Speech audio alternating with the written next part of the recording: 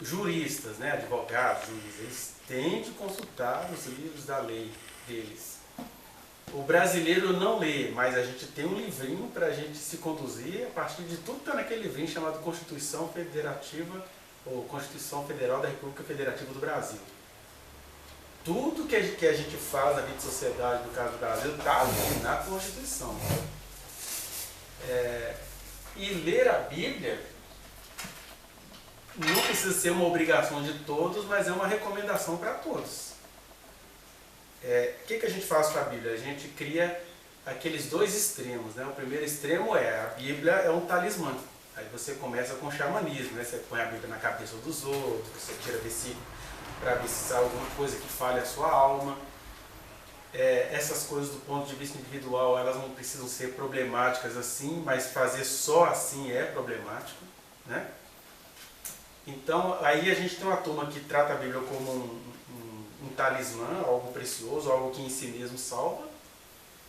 E a gente tem outra turma que fala assim, a Bíblia foi escrita por várias pessoas, por que eu vou acreditar no livro? Eu nem sei se isso aí, qual que é a fonte disso, qual é a origem disso. E esses dois grupos cometem o mesmo erro. Os dois grupos não leem a Bíblia. Né? Não leem, não se familiarizam, não entendem os porquês. E a gente às vezes até se baseia em algumas práticas apressadas dos próprios escritores bíblicos. Por exemplo, você pega os apóstolos. Eles eram homens que viviam no Império Romano, que era um tumulto todo dia, e eles eram perseguidos. Então, na cabeça deles, na sensação deles, Jesus ia voltar a qualquer hora. Então, remindo o tempo porque os dias são maus, quem está casado é melhor se comportar como se não fosse, porque os dias estão acabando, e de fato para eles os dias acabaram mesmo, né? E a gente precisaria ter essa tensão que tinha em Jesus, ou essa junção, que se por um lado Jesus andava numa correria, do outro lado ele falava assim, não, eu antes de fazer isso vou passar a noite inteira no monte falando com meu pai. E aí você tem uma espécie de agilidade com momento de meditação, que é aquilo que as pessoas estão procurando hoje para os empreendedores modernos, né? Você tem que saber fazer uma academia, mas também tem que saber ser centrado e cumprir os seus negócios. A gente não faz assim, né? Então, em relação ao livro, a gente tem essas duas tensões de dois grupos que não leem a Bíblia. Um grupo não lê a Bíblia porque não tem que ler, não tem só que acreditar e eu ando com ela aqui, então ela faz um efeito na minha vida, né? Eu sou blindado, né? E o outro grupo fala assim, eu não sei se isso tem valor, e no final das contas, qual é a da Bíblia, digamos assim. E aí antes, né, eu até queria falar com quem porventura estiver vendo ao vivo, que eu estou deixando o link dos estudos, porque em outros tempos a gente via aqui com uma folha, com estudo bíblico, mas como eu não estou com tempo de acompanhar aquelas folhas, aí o que eu vou fazer? Eu vou disponibilizá-las todas as semanas, que aí a pessoa lê o que ela precisar ler em casa e já vem com questões. A gente pode até pensar no futuro, abrir aí um espaço para alguém que está vindo a gente ao vivo querer perguntar, no caso sobre a questão da Bíblia, e a gente vai tentar fazer isso toda semana. Então, na semana passada, por exemplo, nós vimos aquilo que naqueles cursos tradicionais de batismo seria conhecendo a Deus. Aí a gente viu Deus numa outra perspectiva. Não estou aqui também querendo inovar em nada, mas a gente precisa entender que a palavra de Deus ela é dinâmica. Então, o estudo lá está todo clássicozinho, quem é Deus, os nomes de Deus, lá. E aqui a gente falou de outra coisa que ficou gravado nos vídeos. Aí a gente tem também um estudo clássico sobre o que é a Bíblia, né? E aqui a gente vai ver algumas questões de ordem prática, e nem por isso menos necessárias de serem aprendidas, né? Aí nesse sentido, eu convido todo mundo a ler. Se alguém quiser uma Bíblia emprestada também, tá? Estou sobrando aqui, ó. Tem uma aqui numa versão mais clássica, que é a mesma Bíblia que eu vou usar. E tem uma aqui numa linguagem de hoje. Na verdade, é uma edição mais contemporânea. mais clássica. Essa é também. Então, como eu vou ler aqui a versão mais clássica, eu vou poder explicá-la, vamos começar pela versão clássica. Se quiser usar essa aqui. E aí eu queria ler Essa aí tá caindo os pedaços. em Provérbios 30, versículos 5 e 6. Que é também um texto clássico que a gente usa quando a gente vai falar sobre os estudos bíblicos, né? Provérbios 30, versículo 5 e 6. Toda a palavra de Deus é pura. Ele é escudo para os que nele confiam. Nada acrescentes às suas palavras, para que não te repreenda e sejas achado mentiroso. Amém. Então, deixa esse texto aí na memória e vamos fazer uma oração. Senhor, nós te agradecemos porque nós estamos aqui, não é por superstição, por crermos que um livro tem o poder de mudar a nossa vida. Nós estamos aqui porque o Senhor espera que a gente esteja reunidos no Teu nome. Conforme o Senhor mesmo recomendou que onde estivessem 2 ou 3 reunidos no Teu nome, o Senhor estaria no meio deles, de maneira que isso aqui é uma igreja, porque nós estamos aqui no Teu nome, crendo em Ti, crendo que o Teu Espírito é que está aqui, abrindo as mentes de cada um, falando ao coração de cada um. E o que eu peço ao Senhor é que o Senhor nos dê entendimento, nos dê graça, nos dê profundidade e, sobretudo, nos dê fé, no sentido de confiança em Ti. Que o Senhor é maior do que a minha capacidade de falar, que o Senhor é maior do que a nossa capacidade de compreensão, que o Senhor é maior do que todas as filosofias que circundam os nossos pensamentos, que o Senhor é maior do que qualquer espírito maligno que venha aqui tentar atrapalhar os pensamentos e sentimentos. Tudo isso nós colocamos nas Tuas mãos e que a Tua palavra possa fluir entre nós nesta noite e com todo aquele que está ali externamente unido com a gente. Nós te pedimos no nome de Jesus que o Senhor esteja conosco, abrindo as nossas mentes e corações. Amém. Então, antes ainda deste versículo, eu estava orando aqui e lembrei disso, que em Hebreus tem um versículo que vai dizer assim, olha, sem fé é impossível agradar a Deus. Aí a gente começa a também magificar a fé. Ah, tá vendo? Por isso que eu creio, é pensamento positivo, eu sou determinado nele, ele não está falando disso. Ele está falando o seguinte, gente, esse Deus que a gente estudou um pouquinho acerca dele na semana passada, ele só vai ser entendido, seguido e aperfeiçoado dentro de nós, porque ele é perfeição, mas nós temos um ritmo devagar de aprendê-lo. Esse Deus só vai ser Deus em nós se a gente confiar nele. Porque da parte dele a gente ficou sabendo semana passada. Deus é amor. E nós temos um pavor do amor de Deus. Então ele vai dizer, olha, o justo viverá pela fé. E se a pessoa não tem fé, Deus não tem prazer nessa pessoa por um simples fator. O ser humano acredita em tudo, o ser humano confia em tudo, o ser humano se esforça para tudo, o ser humano se mata por tudo. Quando tem a ver com Deus, aí ele coloca um mundo de universos para falar assim, isso aí eu tenho que conferir. É assim desde o mito do Éden. Né? Então, primeiro versículo é esse. Sem fé é impossível agradar a Deus. E uma pessoa que se percebe justa, que se percebe alcançada por Deus, ela só vai se conduzir crendo em Deus. Não é no livro, não é na filosofia, não é na tradição, é em Deus. E um outro texto vai dizer isso, né? Que o meu justo viverá pela fé. E não é viver por determinação mental, é viver o seguinte, olha, eu estou me conduzindo porque eu sei que eu estou com ele e ele está comigo, e a gente anda um com o outro, e a gente vai conversando um com o outro. É essa fé no sentido de confiança. E quando você tem uma confiança nele, aquela confiança uma hora pode se tornar uma fé no sentido de uma cura imediata que possa acontecer em alguém, ou aquela confiança de não aconteceu cura nenhuma, nunca ouvi voz de nada, mas eu sei em quem eu tenho crido. Fé, quando a gente fala de fé aqui, é essa fé de confiança. Não é fé para ficar rico, não é fé para abrir igreja, não é fé para nada disso. É que da confiança que a gente tem em Deus e da resposta que Ele vai nos dando a essa confiança, que as outras coisas vão acontecendo conforme elas tendem a acontecer. É uma leitura da vida, né? Por que é importante entender isso? Porque a gente nunca vai encontrar, nem na própria Escritura, um texto dizendo assim, o meu justo lerá a Bíblia. Né? Ou o meu justo vai ter que congregar numa igreja. Não, o meu justo viverá pela fé. Essa é a chave, porque a fé, a nossa confiança em Deus, é que vai fazer a gente procurá-lo, procurar outras pessoas que que queiram se reunir, que queiram compreender as questões dele. Né? Eu até brinco, a gente procura as regras até para jogar futebol, porque a gente acha que crer em Deus e andar na caminhada com outros que creem não tem alguma regra ou algum parâmetro ou alguma sinalização no caminho, na caminhada. Tem que ter. Né? Então, a primeira coisa que eu queria trabalhar com vocês é isso. De onde vem essa ideia de que a Bíblia é a palavra de Deus? Onde que surgiu isso?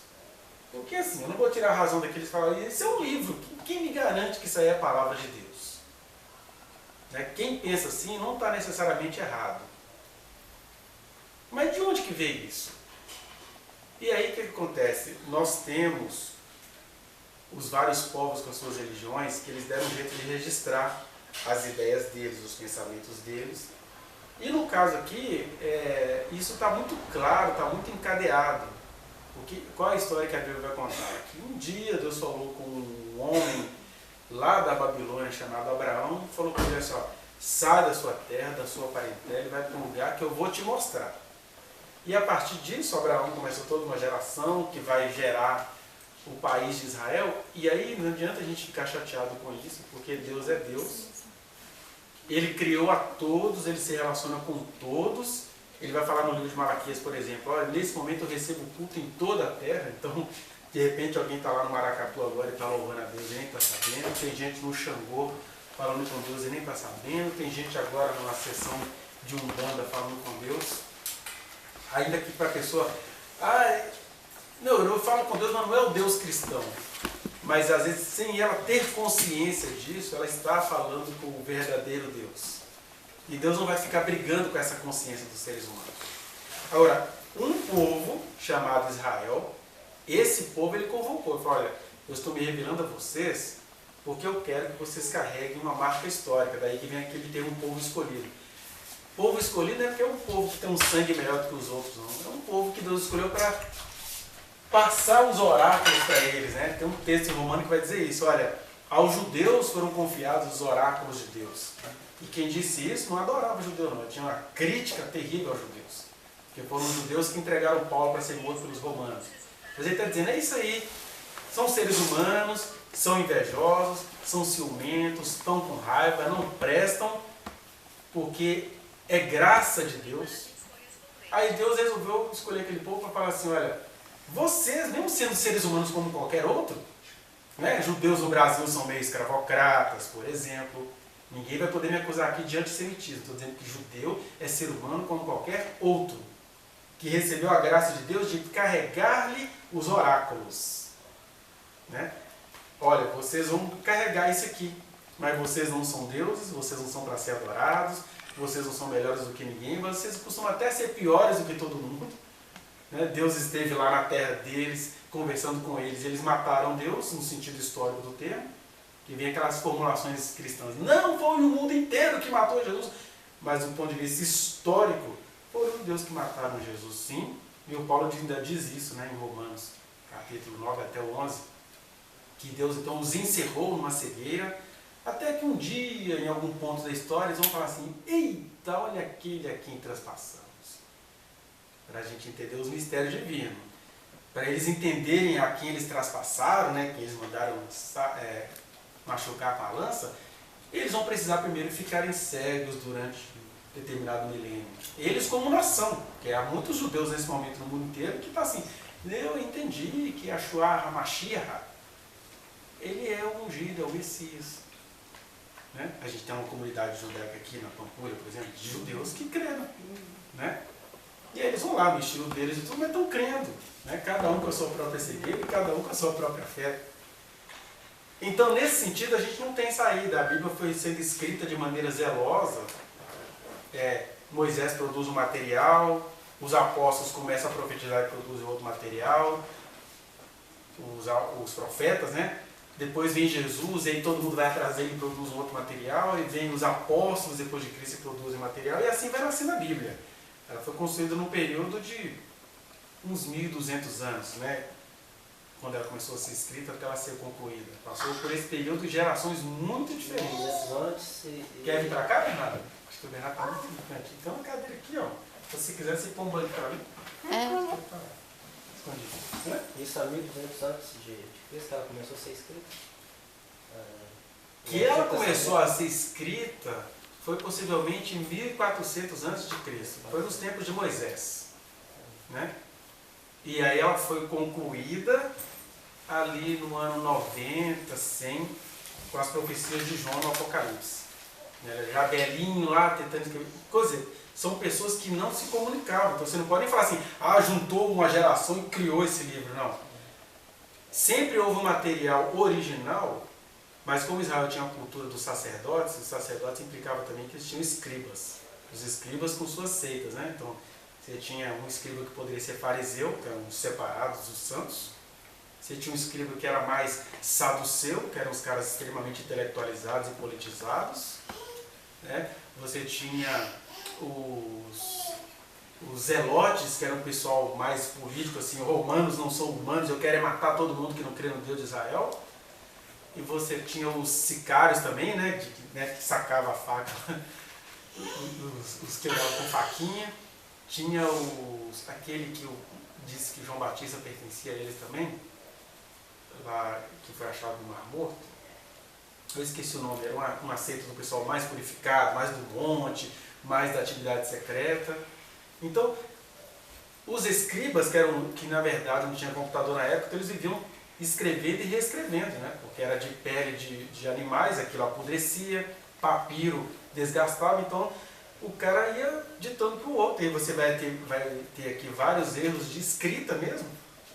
Eles também tinham uma filosofia, uma cosmovisão para os escritores bíblicos. A Terra era o centro do universo, ela tinha 4 cantos, por isso que os 4 cantos da Terra tinha 4 pilares, né? E aí Deus fez o Sol para iluminar a Terra e a Lua, que é tudo meia verdade, porque a Bíblia é livro da verdade do Evangelho, não é livro de ciência. Cientificamente falando, tem um monte de erro aqui. Né? Não só cientificamente falando, como até culturalmente falando, que é uma coisa que começa ali quando o cara está descrevendo, e aí a tradição começa a transformar isso numa coisa ruim. Por exemplo, você pega o livro de Levítico. A mulher nos dias da sua menstruação é impura. Acabou, a mulher vivia sendo impura, porque uma hora era o sangue menstrual, outra hora eram os produtos da gravidez, outra hora era um líquido que você não sabia se era gonorreia, se eram os líquidos normais pré, mid e pós-menstruação.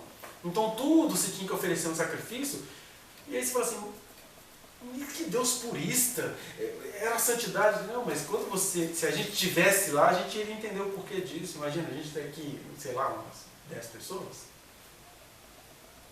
Aí você se imagina, por exemplo, no deserto, com 3 milhões de pessoas. 3 milhões de pessoas com capacidade raríssima de tomar banho. Aí, num belo culto de domingo à noite no acampamento do deserto, com banho precário, você tem ali 500 mil mulheres menstruadas. Não tem chuveiro, não tem absorvente higiênico, não tem nada. Aí, qual que é a lei de Deus para aquela situação, naquelas circunstâncias? As mulheres ficam fora do arraial. Até porque, se elas se ajuntassem no domingo à noite, e o tanto de besta fera que ia vir para lá, né? Quem cria animal doméstico sabe que eles farejam esses líquidos íntimos, né? E atraía leão, javali, tudo quanto é coisa. Então tinha que ter todo um rito por causa disso. Outra coisa, por exemplo, que até os evangélicos gostam muito de usar hoje. Tudo tem que ter um olhinho, um giba, papá. Que é uma tradição que, dependendo de determinada experiência particular, ela é válida.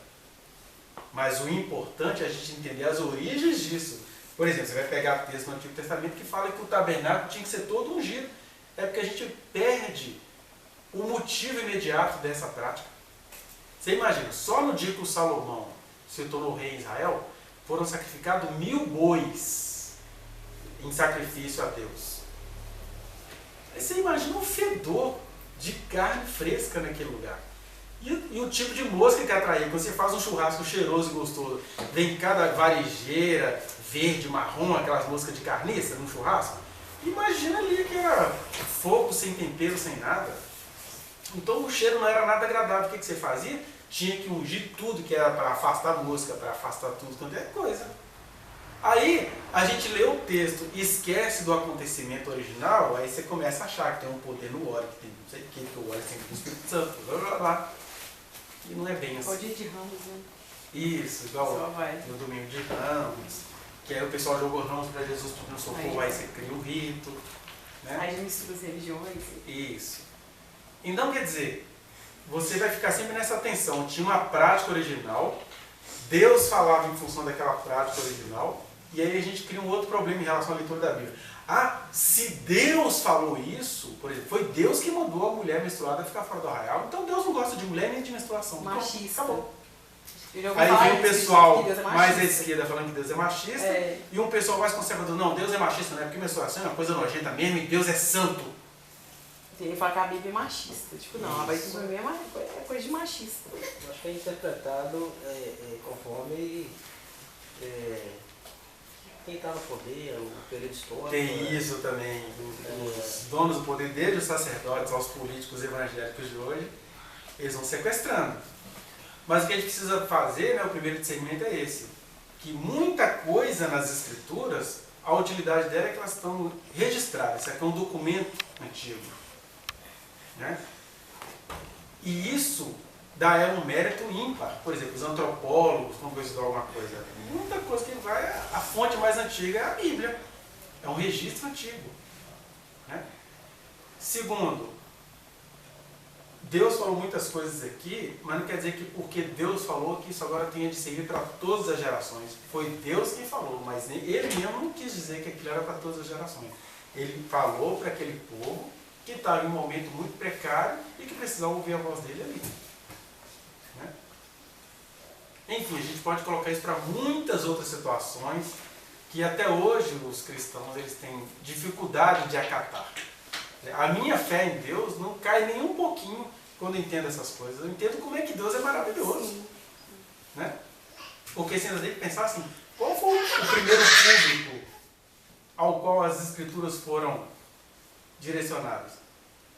Vamos pensar o primeiro público. Foram israelenses, ou israelitas, né, que não era um país ainda, era um povoado, cerca de 3 milhões de israelitas, só de homens eram 600 mil soldados de guerra, e aí não contava mulheres, crianças, idosos, então você tem aí 3 milhões de pessoas no deserto. E, mas como assim com um cara? Não, gente, aí era Deus, aí tinha sinais visíveis, era fogo, coluna de nuvem de dia, coluna de fogo de noite, porque realmente Moisés não dava conta de 3 milhões de pessoas, não.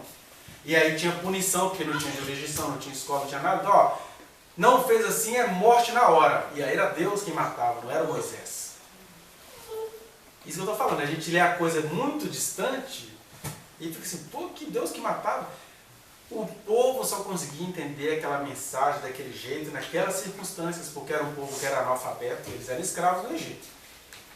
Aí para um povo que era analfabeto, Deus já tem que contar uma história que não está mentindo, mas não quer dizer que foi daquele jeito. Que é aquela história que a gente conta para as nossas crianças. Ah, papai, como é que os bebês vêm ao mundo? Vou falar o quê? Meu filho já é o seguinte, tem um gaveta masculino. Aí tem uns doidos que mostram filme pornô para os meninos. Isso não ajuda a criança em nada. Aí a mamãe vai contar a historinha da semente que o papai coloca na mamãe. O menino está pensando que é uma horta, né? Ai, mamãe virou uma horta, papai jogou. Ele está pensando do jeito dele, a mãe não está mentindo no que ela está falando, que é uma semente mesmo, daí vem a palavra sêmen, né? E é assim que Deus fez com aquela humanidade das primeiras leituras bíblicas. Aí eu entendo isso tudo, entendo a palavra de Deus para mim, não preciso jogar o livro fora e também não preciso adorar o livro. É por aí que as coisas passam. Né? E entender que tem verdades aqui que foram ditas por Deus, mas não é porque foram ditas por Deus que elas têm de ser uma verdade eterna para mim. Em algumas situações mesmo, Deus tratou de dizer isso. Deus foi muito repetitivo com Israel na questão de não guardar o sábado. Mas mesmo sendo repetitivo e específico com Israel sobre guardar o sábado, eles mesmo avisavam, olha, vai vir um semelhante a Moisés, o que ele falar é que vocês vão ter que seguir. E aí o semelhante a Moisés, que foi Jesus, falou assim, olha, eu sou o Senhor do sábado, o sábado foi feito por causa de vocês, não vocês por causa do sábado. Eu sou o sábado, eu sou o descanso. Quem de mim se alimenta por mim viverá. Quem crê em mim, do seu interior fluirão rios de água viva. Né? E aí o Paulo vai ironizar lá na frente, o escritor aos Hebreus, vai falar, olha, eles não entenderam que ele era o descanso, eles também não vão entrar no descanso. Então, Deus em pessoa veio aqui e mudou a regra do sábado, mas os judeus falam, não, mas Moisés falou que era sábado porque Deus trabalhou 6 dias e descansou no 7º. E isso é Deus contando uma história possível para quem conseguir entender. O que ele mesmo vai dizer no resto das escrituras, eu nem cochilo. Você acha que o guarda de Israel se cansa? Eu não cochilo. E nem estou cansado por causa disso. Né? Ah, mas por que Deus contou aquela historinha? Porque Deus contou isso para povos escravizados, que mesmo sendo escravizados, eles não sabiam viver fora da escravidão. Que é isso que a gente vai ver no deserto. Eles são livrados de serem escravos do Egito, aí chega no deserto e fica assim, tem nada aqui para fazer? Ah, que saudade de tomar uma chicotada nas costas, né? Pelo menos você passava o dia inteiro correndo aqui. Agora, aqui não tem nada para correr, ele fica vendo essa coluna de nuvem de dia, coluna de fogo de noite. Moisés foi para o monte e não desceu mais. Meu menino está com piriri, a nuvem começou a andar. O meu outro agora quer aproveitar a piscina e a nuvem não sai do lugar para a gente ir lá onde tem um laguinho cheio de 70 palmeiras. Então começa essa coisa da soberania de Deus com a liberdade e a falta de paciência humana. É nesse caldo, é nesse contexto que a Bíblia de ingratidão. Ingratidão humana e misericórdia divina. E aí, entre essas duas coisas, aquela sentença, meu justo viverá pela fé. Porque até para ler as Escrituras eu tenho que ler confiando naquele que me deu a inteligência e a inspiração da letra. Aí até, levando isso tudo aqui em consideração, a gente volta para o primeiro texto. Então a primeira coisa que a gente precisa falar, que eu anotei aqui para não esquecer, é que, primeiro, de onde vem essa ideia de que a Bíblia é a palavra de Deus? Porque, a bem da verdade, a primeira versão da Bíblia, que nem foi escrita, ela foi falada, foi Deus. Alguém sabe dizer qual foi a primeira versão da Bíblia?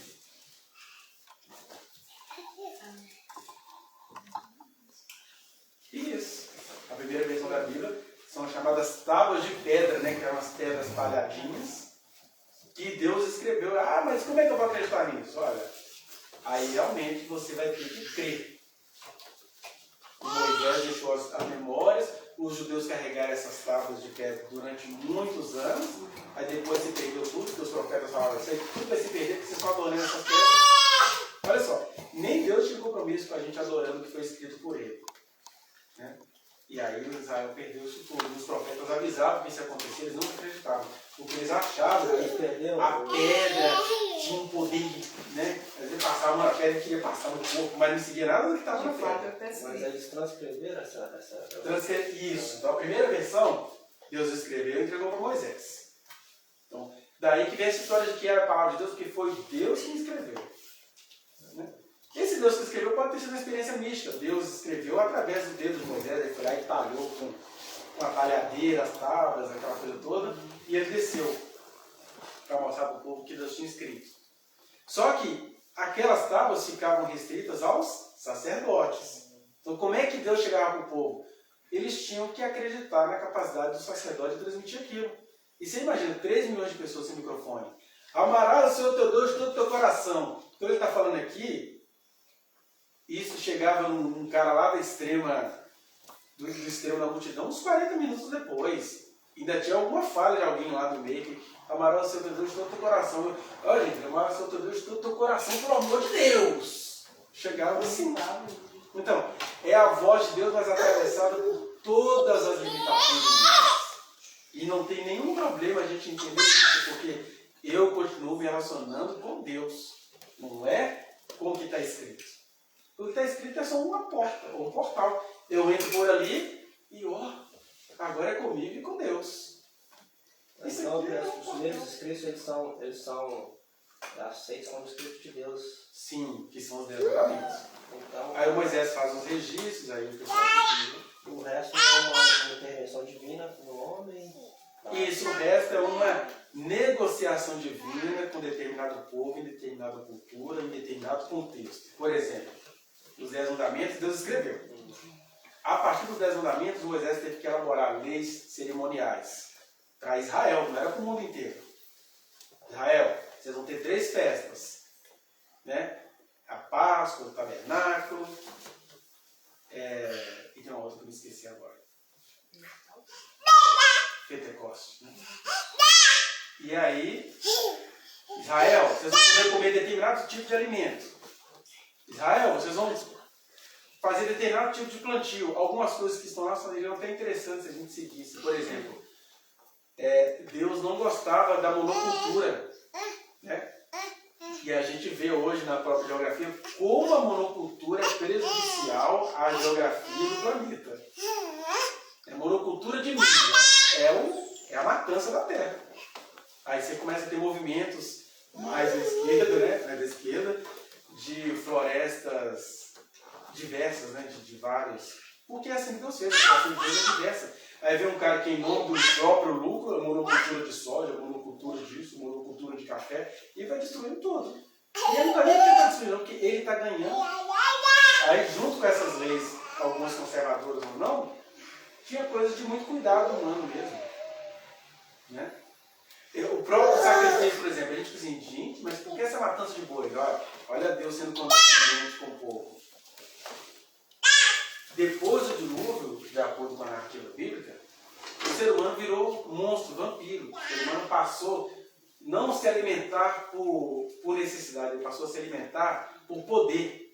Tanto é que a gente faz isso, enquanto a gente está aqui agora nesse estudo, tem milhões e milhões de litros de sangue sendo jogado no oceano em nome do lucro de alguns. Porque você está num planeta que ainda passa fome e as vacas estão morrendo em série. Para o lucro de alguns, não é nem da nossa alimentação. Aí quando você compara isso hoje que os nossos olhos não veem, com isso que o pessoal via, que era o sacerdote matando boi, queimando, né, distribuindo as carnes, etc.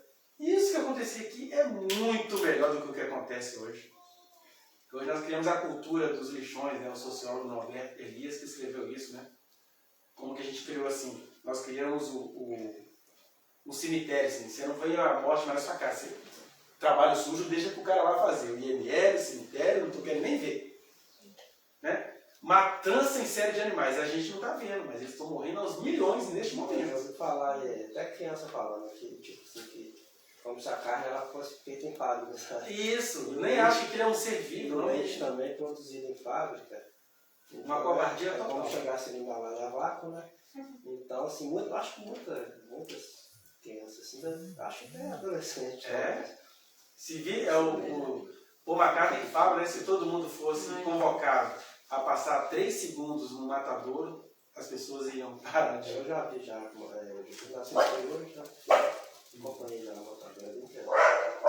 E esse em série, né, de grandes produtores do agronegócio. Eu acho uma vergonha o Brasil se orgulhar, o Brasil depende do agronegócio. Puxa, o Brasil está tão ruim que a gente depende do agronegócio. Porque bonito seria a gente depender de outras fontes de rendas, e não dessas. E essa é covardia. Agora, aí o que acontece? É Deus dialogando com os seres humanos, porque mesmo eu tendo essa consciência, eu não sou vegetariano, não sou herbívoro, não sou vegano, eu ainda me alimento disso que a cultura me traz. Aí o que Deus faz? Olha, beleza, vocês não sabem viver sem isso não? Então eu vou ritualizar isso aí, é Deus e Israel. Vou ritualizar, porque a gente esquece disso, como que deveria doer numa pessoa que tinha mais consciência, porque Deus pediu sacrifício, por exemplo, de cordeiro. Essa é a coisa que dói mais do que você matar um filhote.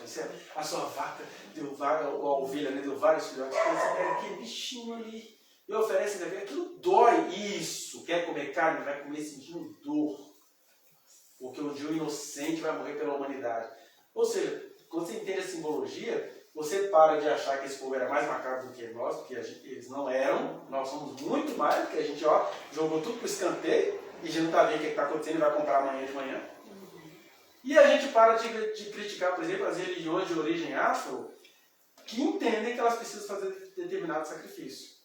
Então, no Brasil você tem essa guerra religiosa, né? Crente capitalista ganha todas as vezes no Congresso, mas aí, se o pessoal do terreiro quiser algum direito, não, isso olha que vergonha, eles matam os animais, como se a gente estivesse fazendo covardia com tanto de animal, né? Sofisticadamente.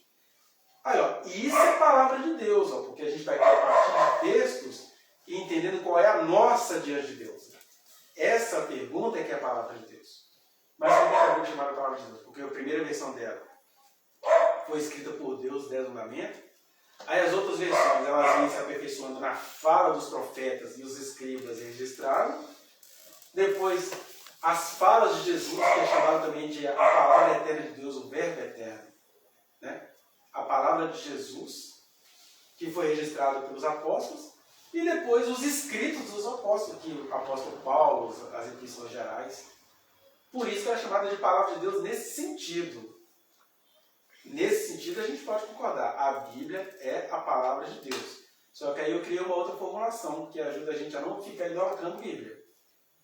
A Bíblia é a palavra de Deus, eu tenho certeza disso, não estaria aqui nem falando dela. Só tem um detalhe. A Bíblia é a palavra de Deus, mas ela não é Deus.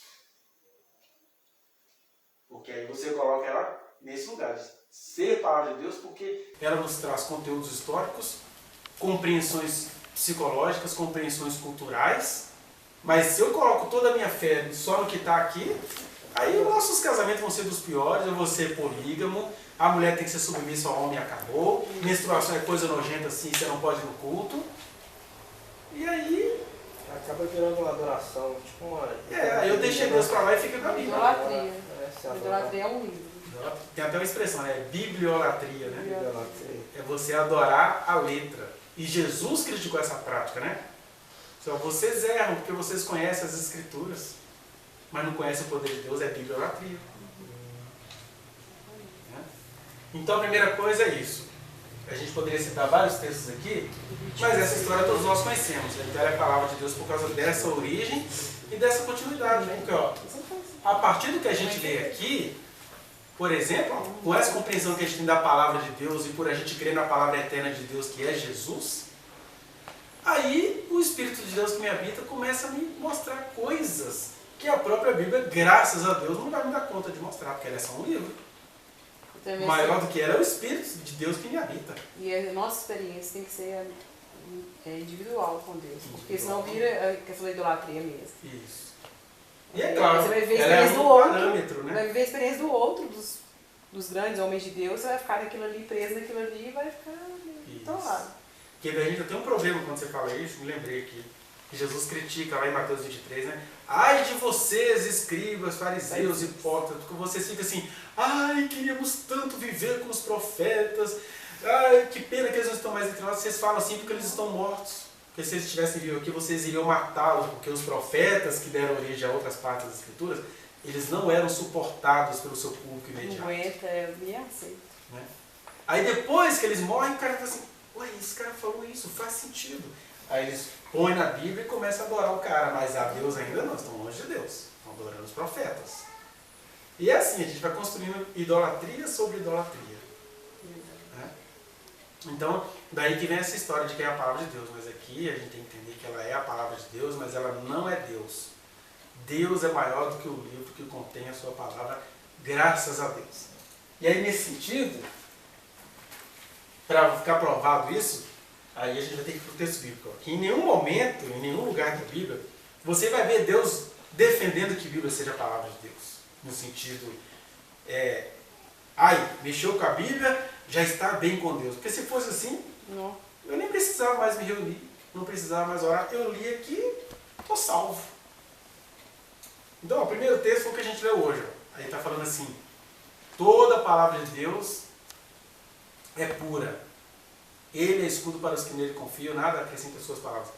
Quando o sábio escreveu esse provérbio, ele não estava falando necessariamente sobre a Bíblia, ele está falando o seguinte, ó, ele era um cara que ouvia a voz de Deus. Né? Esse é um provérbio de Salomão. Salomão foi aquele cara com quem Deus falou através de sonhos. Deus falou com um cara que construiu o templo, que construiu a casa real, construiu um monte de coisas. Ele está assim, esse Deus que se revela, o que ele fala é puro. Ele não se ateve às Escrituras. Mas para a gente não ficar baseando só no texto, tem um outro aqui, ó, que está lá em João 5,39, Deus em pessoa falando. Quem achar pode ler. É Jesus falando com os poderosos da religião da época, os pastores da época, os autores da lei. Examinai as Escrituras, porque julgais ter nelas a vida eterna. E são elas mesmas que testificam de mim. Aí, pronto. Aí é Jesus falando, deixa eu ver isso no contexto aqui. O paralítico foi curado por Jesus, e aí a religião ficou doida. Que história é essa que esse cara curou um paralítico que ficava há 39 anos jazendo numa cama, né? Aí virou aquele conflito. Mas ele faz isso? Mas ele é Deus? Não, só Deus pode fazer essas coisas. Aí Jesus chega e cutuca eles no livrinho que eles idolatravam. Porque o tom de que Jesus está falando é isso. Ele não está exaltando a Escritura. Tá? Vocês ficam aí examinando as Escrituras porque vocês acham que elas têm vida eterna. Jesus está desprezando a Escritura aqui? Não. Mas ele também está tirando ela desse lugar idolátrico. Vocês ficam aí julgando que a Escritura tem vida eterna, ou seja, leu a Bíblia, está salvo? Ah, nós somos salvos porque nós conhecemos a lei de Moisés? Assim, olha, pois é, vocês julgam que tem vida eterna na Escritura. Mas apesar de ser uma crença de vocês, são elas que testificam de mim. Ou seja, de um lado a Escritura é a palavra de Deus, porque elas testificam de Jesus. De outro lado, ela está longe de ser palavra absoluta de Deus. Porque Jesus chega e ironiza. Vocês ficam examinando a Escritura porque vocês julgam que elas têm vida eterna. Mas beleza, elas testificam de mim. Ou seja, vocês estão indo contra o ídolo de vocês. O ídolo de vocês está dizendo quem eu sou. Vocês acreditam no ídolo de vocês, mas não creem em mim. Que é o pecado que todo crente tem uma tentação de cometer. É crer na Bíblia para não crer em Jesus. É muito complicada essa relação. Né? Um outro texto que a gente pode recorrer aqui, ó. 2 Timóteo 3, 16 e 17. Vê que o Paulo, que tinha uma ascendência judaica, né?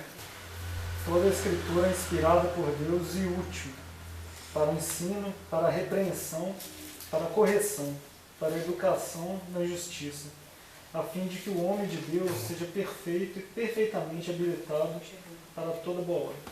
Olha que interessante, você nunca vai achar um versículo exaltando a Bíblia como algo perfeito e fechado. Ele vai dizer o quê? Que ela é útil. Toda a Escritura é útil. Toda a Escritura é inspirada por Deus. Aí vem a briga teológica, porque os caras confundem inspiração com perfeição. Aqui não tem perfeição, não. Aliás, a salvação da Bíblia é que não tem perfeição nela. Instrução para... Tem um indicativo, olha. É por aqui. A relação com Deus é pela fé, você tem que confiar em Deus. Tem conteúdos históricos. E eu tenho um canal no YouTube que eu gravo um tanto de vídeo baseado nas Escrituras. Porque eu não adoro as Escrituras, mas ela é útil. Ela é útil. É aqui que estão as minhas fontes, como as minhas fontes de psicólogo estão na obra do Freud, por exemplo. Né? Agora, tem um monte de coisas do Freud que eu discordo. Né? Hoje eu estava indicando um vídeo aí de uma psiquiatra famosa no Brasil. Eu estou assim, ó, mas nessa parte aqui eu sou melhor do que ela, porque ela está errada nessa interpretação que ela faz aí. Não, uma psiquiatra famosa. É isso, aí a gente tem medo de ter esse tipo de relação com a Bíblia. Se eu vejo alguma imperfeição aqui, isso não vai desqualificar o Deus que vive em mim. Agora, o apóstolo tinha visão limitada, o profeta tinha visão limitada. Você imaginou se a gente andasse só na visão do apóstolo Paulo? Lá em Romanos, lá em Corinto, naquela cidade grega da suruba, do carnaval, eu ia falar isso agora. Né? Ele falou assim, gente, quem casa sua filha faz bem, mas quem não a casa faz melhor. Olha que golpe psicológico contra a menina, que ainda tem esse, quem casa sua filha. Que pai que casa a filha hoje, pelo amor de Deus?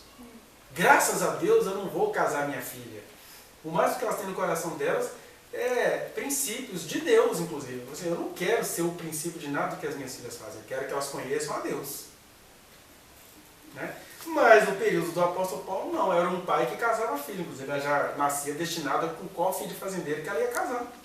E aí, naquele povo que tinha aquela consciência, aquele entendimento, isso era a palavra de Deus. Porque também as meninas não enxergariam diferente, não. Né? Eu lembro, por exemplo, no Nordeste, as meninas do Nordeste são muito sofridas. Eu pegava isso na minha infância, eu escutava esse papo. Que era assim, elas eram sofridas, exploradas, ainda são, né? Tem a prostituição infantil, graça na Amazônia, por exemplo. Mas essa mesma menina que sofre, por exemplo, ela acaba desenvolvendo uma determinada consciência. Engraçado. Desde que eu me entendo por gente, tem um homem que me força, me leva para prostituir e tal. Aí ela conhece um cara gente boa, que é gentil com ela. Poxa, acho que isso é frango, viu? Tu nem pegasse em mim. Ah, não, o menino conversou comigo 4 horas, me deu um beijo. Ou seja, ela está toda sofrida, contaminada, precisando de compreensão, mas ela criou uma consciência de que o cara que não se aproveita dela nem é homem. Porque o homem que é homem vai se aproveitar de mulher. Aí o que eu acho bonito em Deus quer dizer, eu tenho que achar nada bonito dele, mas é isso, ele é lindo. É que ele conversa com as pessoas de acordo com o nível de consciência que elas têm. Ele não vai ficar para... Quem tem que questionar machismo sou eu, o ser humano. Deus não vai questionar machismo, Deus não vai questionar a escravidão, porque isso são produtos humanos, é o ser humano quem produz isso. E aí a convocação é, enchei-vos do Espírito, porque quando eu estou cheio do Espírito Santo, eu vou estranhando isso. Mas até eu, cheio do Espírito Santo, quando eu chegar em determinados lugares do Brasil, onde eu vou chegar lá e as indígenas entendem que ela tem que dividir um homem com mais outras 4. Agora eu vou fazer briga de crente esquerdista? Não, minha filha, você está sendo explorado. Olha, isso é um acordo da relação de vocês? Amém. Eu estou falando isso aqui, alguém deve estar me vendo no vídeo. Misericórdia, o que esse cara está falando? Eu estou falando de um Deus que se revela de maneira condescendente. E eu estar falando isso não me faz um polígono. Eu não tenho a menor vontade de ser polígono. Não quero ter 4 mulheres e querer que ela chegue num acordo. Eu tenho uma outra consciência. Eu quero me relacionar com uma mulher que tenha consciência de quem ela é, porque ela aceitou Jesus. Mas tem muita gente que aceita Jesus e que não desenvolve essa consciência. Aí o que Deus vai fazer com essa pessoa? É a linguagem, olha, eu mato, eu firo. Porque se essa pessoa não ouvir isso, ela não vai se converter. E aí Jesus disse, olha, é melhor você entrar no céu sem um braço do que ir com os outros para o inferno. É melhor você entrar no céu ameaçado do que sem ameaça nenhuma ir para o inferno. Nossa, Jesus chantagista? Não, é que ele condescende com a mente humana. É que ele fala a linguagem que a pessoa consegue entender. Cada um entende. Eu não posso criar movimentos puristas. Não, Deus, eu só aceito Deus se ele se revelar desse jeito. Que é isso, eu sou habitado por ele, eu vou ser múltiplo como ele é e com as consciências que vão chegar no meu caminho.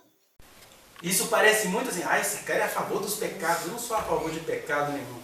Eu sou a favor de uma santidade de Deus que vai abraçando todos os filhos que ele criou. Né? E que isso é um processo, o cara está entendendo assim hoje, ele vai vendo pelo meu exemplo e pela sua relação com Deus que ele pode melhorar. Né? Então é isso que eu estou falando. Ó. Eu, como ser humano, preciso ter consciência histórica, consciência social, consciência política.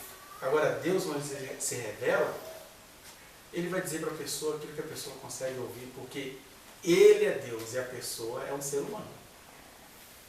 E por isso que ele derramou seu Espírito sobre nós, porque essa missão de conversar de humano para humano, ele deu a gente. E o que a gente faz? A gente quer se impor sobre os outros, quer fazer um movimento evangélico para tomar conta de todo mundo, quer assumir o poder, nem que o ministro da Educação esteja roubando.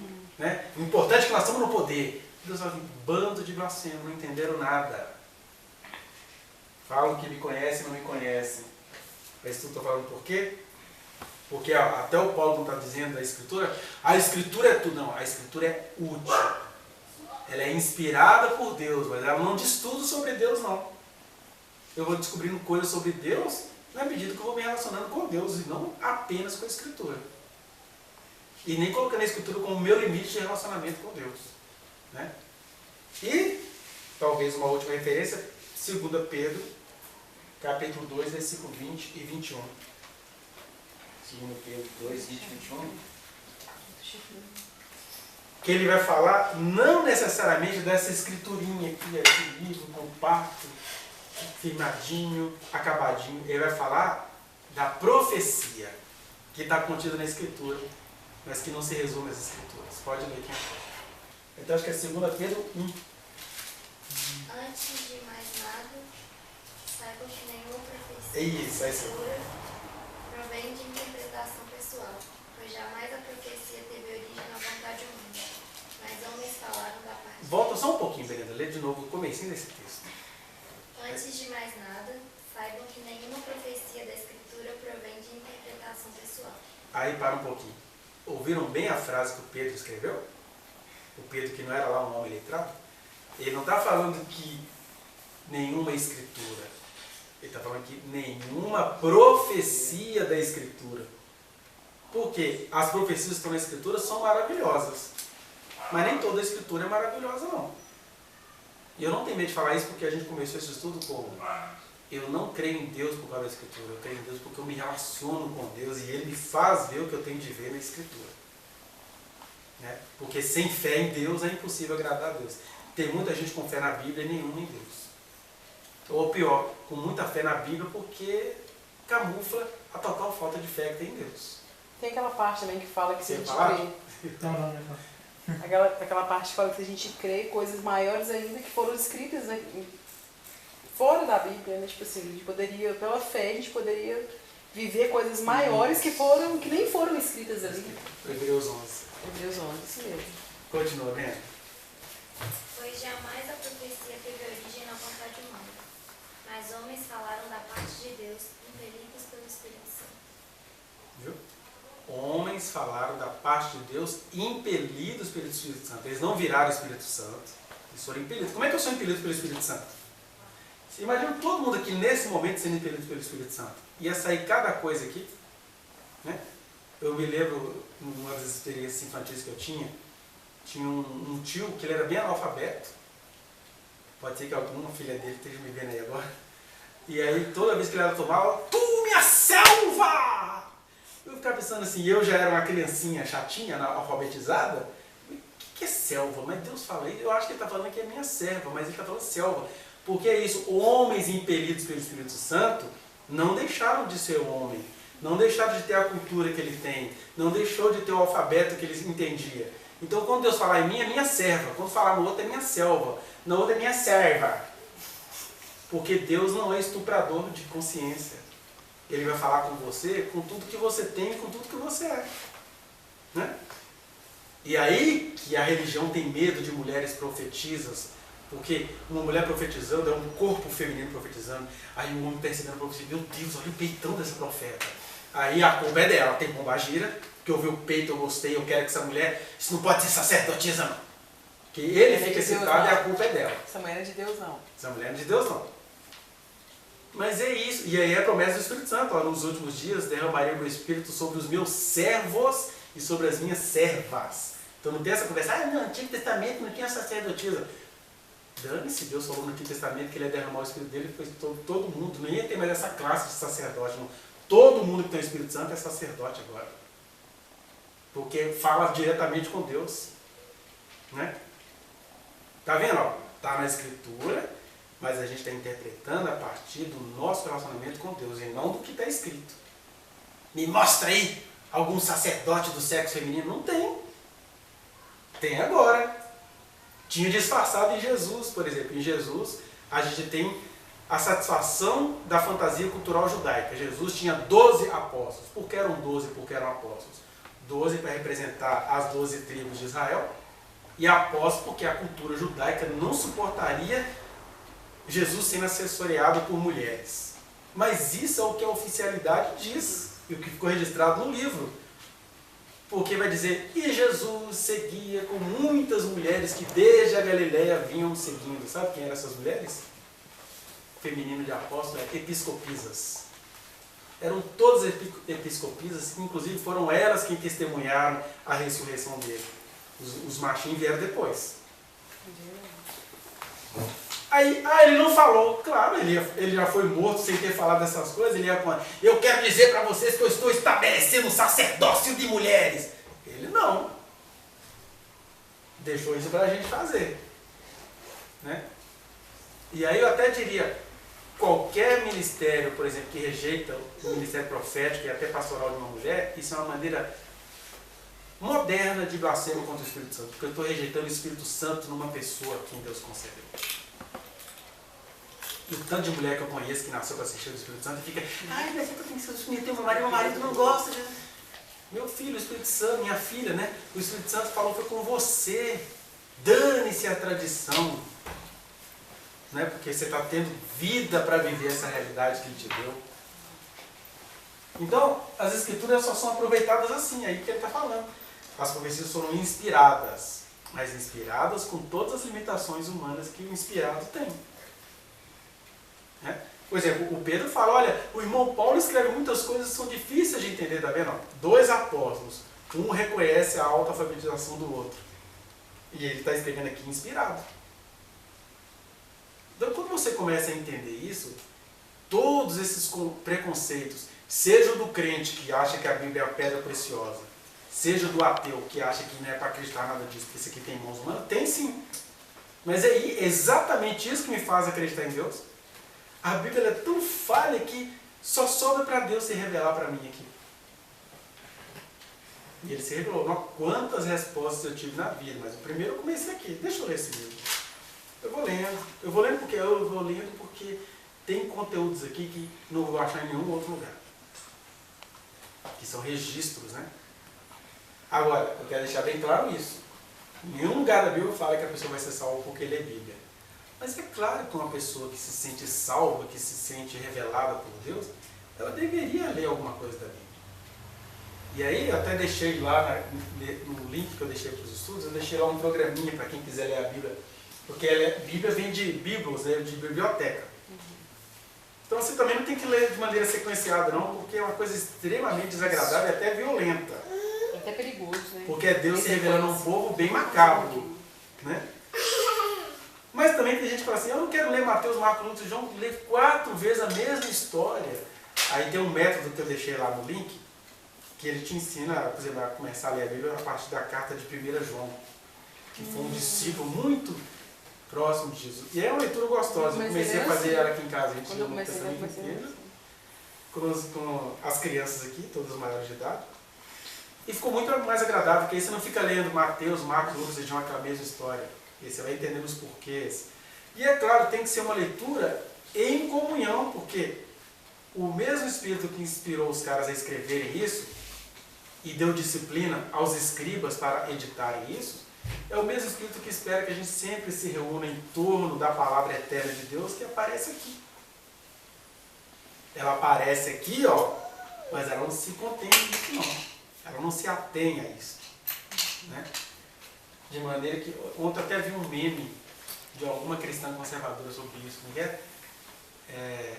Eles pegaram aquela história lá do Will Smith, dando um tapa justo, né? Diga-se de passagem. E aí eles criaram assim, o Chris era o crente perguntando assim, por que Deus não fala comigo? Aí eu vi o Will Smith, a Bíblia aqui, ó, pá! Eu tô assim, que postagem linda, mas é reducionista. Porque Deus não fala comigo só através da Bíblia.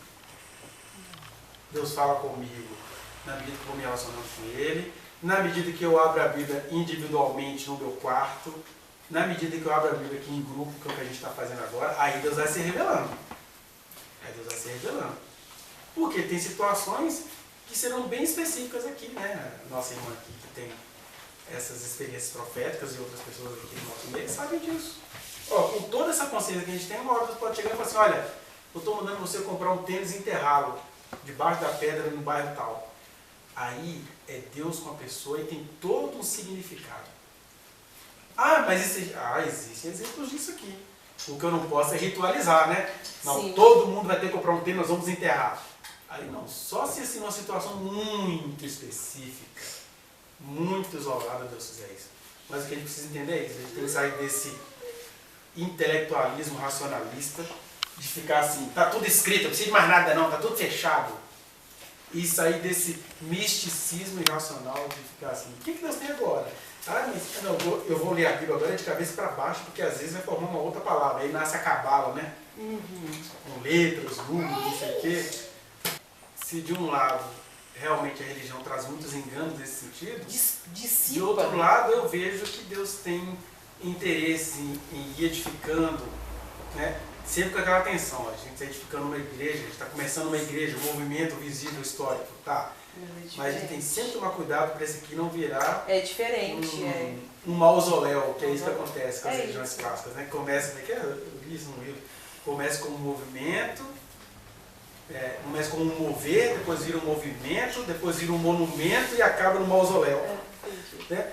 Não, lá na Rua Azusa tem um movimento pentecostal que fala, nós começamos na Rua Azusa, então o Gunnar Wingren, Daniel Berg, sempre falando lá dos primeiros caras da Cidade de Deus no Brasil.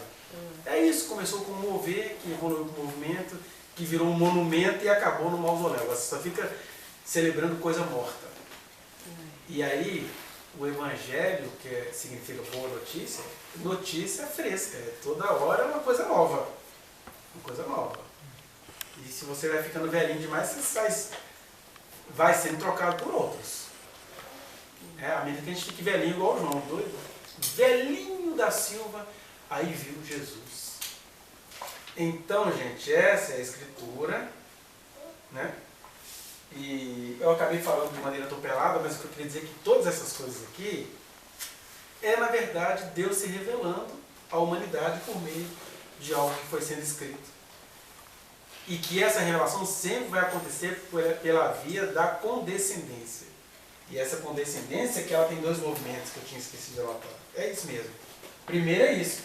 Deus vai se revelando, respeitando os níveis de consciência, desde individuais, uma coisa é Deus falando com a Alice, outra coisa é Deus falando com o João Velho lá na ilha de Patmos. E até no sentido cultural. Uma coisa é Deus falando com uma tribo poligâmica, e outra coisa é Deus falando com um pessoal judeu que ficou exterminado na história e virou um Estado em 1948. Ele vai falando de acordo com os níveis de consciência. Esse é o primeiro movimento. E o segundo, sempre vai falando, exercendo muita misericórdia. E é nessas horas que eu tenho uma alegria pessoal de ser crente e psicólogo. Porque os pastores ficam assustados quando você começa a entender a pessoa no seu nível psicológico. Né? Para finalizar mesmo, eu sempre uso isso como exemplo. Você pega aquela mulher que foi pega em flagrante adultério. Quando a gente vai ler na história, a gente percebe que arrumaram aquele flagrante para ela, porque o flagrante foi só para ela. O cara fugiu, como desde sempre na história, o homem foge. Ele mata a mulher e foge, nunca é pego, e a mulher é enterrada. Aí ela foi pega em flagrante adultério. E aí Jesus resolveu o problema espiritual dela. Vai em paz e não pegue. Ou seja, você está liberada, está tudo em paz. Essa é a revelação de Deus. Mas a psicologia que não tinha na época em Roma, muito provavelmente a história acaba ali. Ela não continua. Aí você vai lá na psicologia daquela mulher. Olha possíveis saídas. Primeiro, se Jesus, assim, tem 15 dias que ele me perdoou, não morri. Mas engraçado, eu não paro de ter esses desejos. Eu devo ser pervertida nele. Ele me perdoou e eu continuo com essa vontade lá. Se tivesse psicoterapia na época, ela ia para um lugar para ser entendida, para entender como é que se constituía o desejo feminino dela, né? Aí, possivelmente, ela pode ter voltado a pecar, ela pode ter suicidado depois porque alcançou um perdão de Deus, mas não soube lidar com aquilo. E suicidou. Se suicidou, está salva, porque não tinha psicologia para acudir-la. Então, até os absurdos se resolvem nele. Essa é a revelação. Que começa com o texto que está escrito. Vai muito além. Vai muito além. Porque Deus continua falando com um por um. Mesmo que para ele falar com esse um por um, ele diz, olha, reúnam-se. Porque onde estiver 2 ou 3 reunidos, eu estou aí. E aí depois dos 2 ou 3 reunidos, eu vou falando com cada um. Quer dizer, essa é a experiência mais prática da nossa leitura das Escrituras. Né? Amém.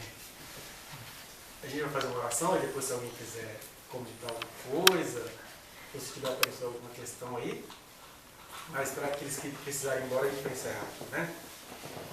Então, nós te agradecemos por mais estes momentos que estivemos diante da tua palavra, que se manifesta também nas Escrituras, mas é sobretudo a manifestação do teu Espírito em nós, do entendimento que só o Senhor pode nos dar, esse grande milagre de que nós cremos no teu Filho Jesus, que é a palavra eterna, que é o único objetivo de estarmos aqui, é nos humanizarmos nele. E aí, com essa humanização trabalhada, a gente pode estar livre para ler as Escrituras e tirar delas aquilo que tem a ver contigo. E a parte que não tem a ver contigo, o mal não nos fará. Porque tudo provém do Senhor, e tudo é encaminhado pelo Senhor, e tudo resulta na nossa glorificação e transformação diante de Ti. Por isso, nós te agradecemos por esses minutos. Eu peço ao Senhor que o Senhor continue ampliando essas coisas, trazendo as dúvidas que nos fazem crescer. Porque é assim que a gente caminha diante do Senhor, trazendo as dúvidas, os questionamentos que nos fazem crescer. Então nós te agradecemos por compreendermos um pouquinho da tua misericórdia nesta noite e que cada um aqui tenha uma experiência específica com o Senhor, inclusive na leitura das Escrituras. É o que nós te pedimos e te agradecemos. Em nome de Jesus. Alice Pentecostal. Se você quiser acrescentar algo, falar comigo, vai às minhas redes privadas. Eu estou no Instagram, no Facebook, no Twitter. A gente pode conversar por lá. Não se esqueça de dar o like nesse trechinho de vídeo, compartilhá-lo e se inscrever neste canal, apertar o sininho para você receber as notificações. Muito obrigado.